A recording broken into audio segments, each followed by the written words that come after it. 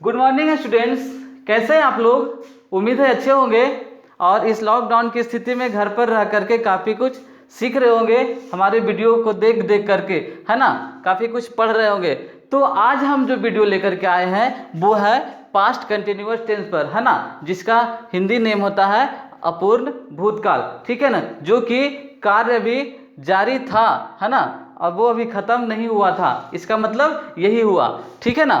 तो आप विश्वास कीजिए, आप मात्र 10 मिनट तक, 8 से 10 मिनट आप इस वीडियो को देखते रहे, है ना, तो आपको पूरी तरीके से पास्ट कंटिन्यूअस टेंस समझ में आ जाएगी। ओके, तो आइए हम लोग वीडियो स्टार्ट करते हैं।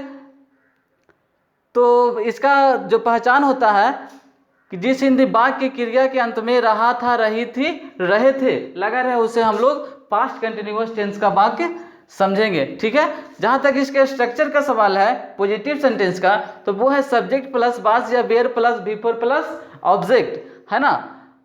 और जहां तक बाज बेयर का सवाल है, तो बाज किसके साथ लगता है, बेयर किसके साथ लगता है, वो मैं पहले ही बता चुका हूँ, है ना। जो बच्चे नहीं पढ़े हैं वो इस वीडियो के डिस्क्रिप्शन बॉक्स में जा करके बाज बेयर का वीडियो देख सकते हैं और उसे सीख सकते हैं। ठीक है।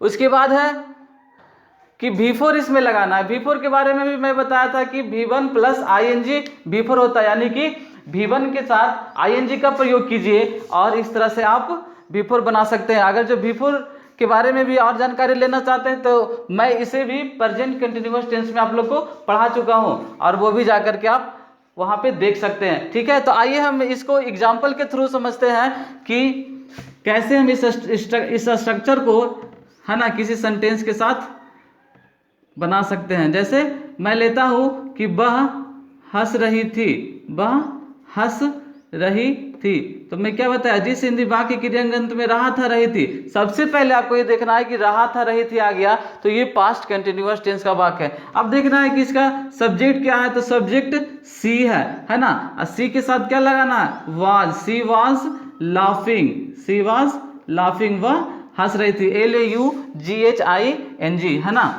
उसके बाद है कि मैं खा रहा था, मैं खा रहा था, तो I was eating, I was eating। ठीक है। मैं यहाँ पे कुछ जगह छोड़ रहा हूँ, इसके साथ मैं और भी कुछ आपको बताऊंगा इस वीडियो के अंत में, इसलिए अंत तक बने रहिए। मैं कुछ आज इंटरेस्टिंग बातें बताने जा रहा हूँ आप लोगों को, जो कि आप लोगों को आगे चल के बड़े बड़े सेंटेंस को कैसे लिखे जाते हैं और बोले जाते हैं, वो मैं आज इस वीडियो के अंत में बताऊंगा। इसलिए आप लोग ध्यान से इस वीडियो को देखते रहें। आइए पहले इसका हम लोग निगेटिव देख लेते हैं। जहां तक निगेटिव बनाने का सवाल है तो सिर्फ कुछ नहीं, ज़्यादा नहीं, वाज वेयर के बगल में नॉट लगा दीजिए। जैसे वह नहीं हंस रही थी, वह नहीं हंस रही थी, तो क्या होगा, she was not laughing, she was not laughing, वह नहीं हंस रही थी। मैं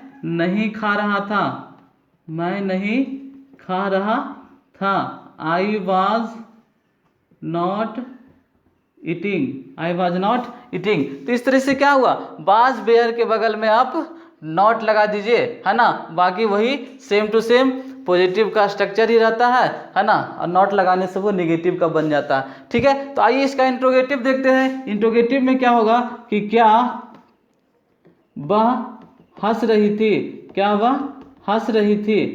ठीक है। तो वाज वेयर का प्रयोग पहले करना है, was she laughing, was she laughing, है ना। क्या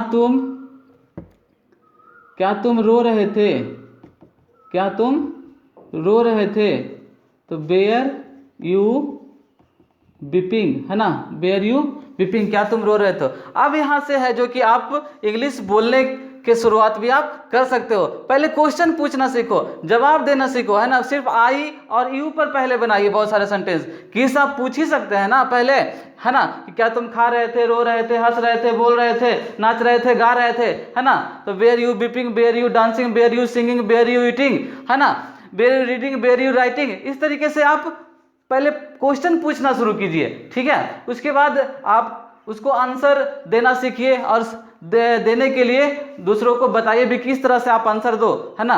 कि I was eating, I was writing, I was singing, I was dancing, I was reading, I was writing, है ना। इस तरीके से आप पास्ट कंटिन्यूअस टेंस में सवाल जवाब कर सकते हो, है ना। छोटे छोटे सेंटेंस से ही आप बड़े सेंटेंस बोल सकते हो, है ना। जहां तक इसका WH क्वेश्चन का सवाल है कि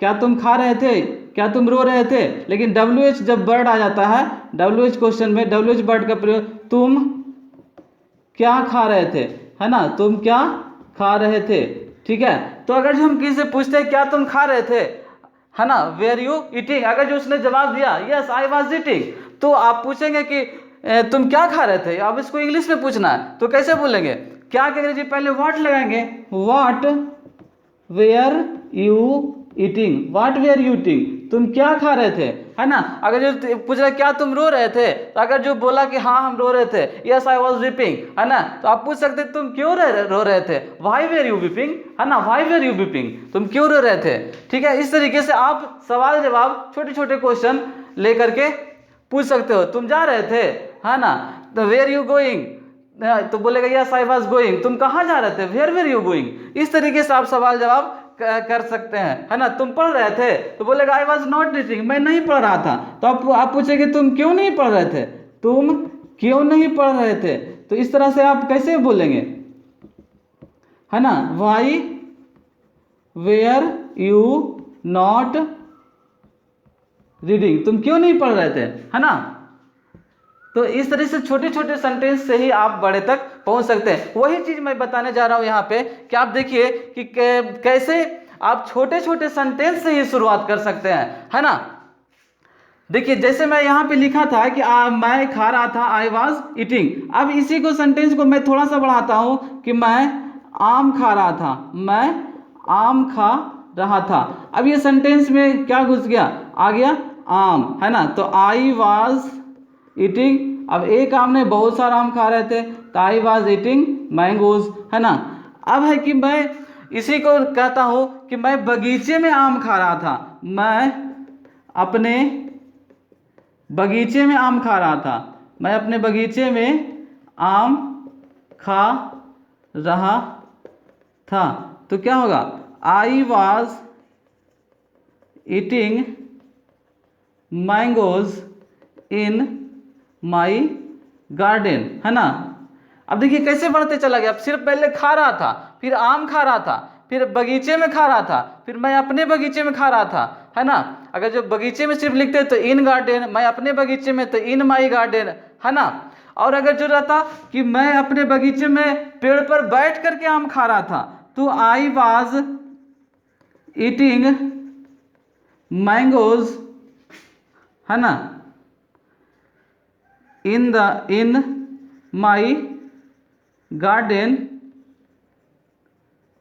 sitting on the tree, मैं अपने बगीचे में पेड़ पर बैठ करके आम खा रहा था। इस तरीके से देखिए कि कैसे छोटे छोटे से हम बड़ा सेंटेंस तक पहुंच गए। तो मेरा ओवरऑल मेरे कहने का मतलब ये है कि आप लोग नीचे से ही ऊपर जा सकते हैं। डायरेक्ट बड़ा बड़ा सेंटेंस बोलने की कोशिश करेंगे, ये नहीं हो पाएगा, इट्स इम्पॉसिबल।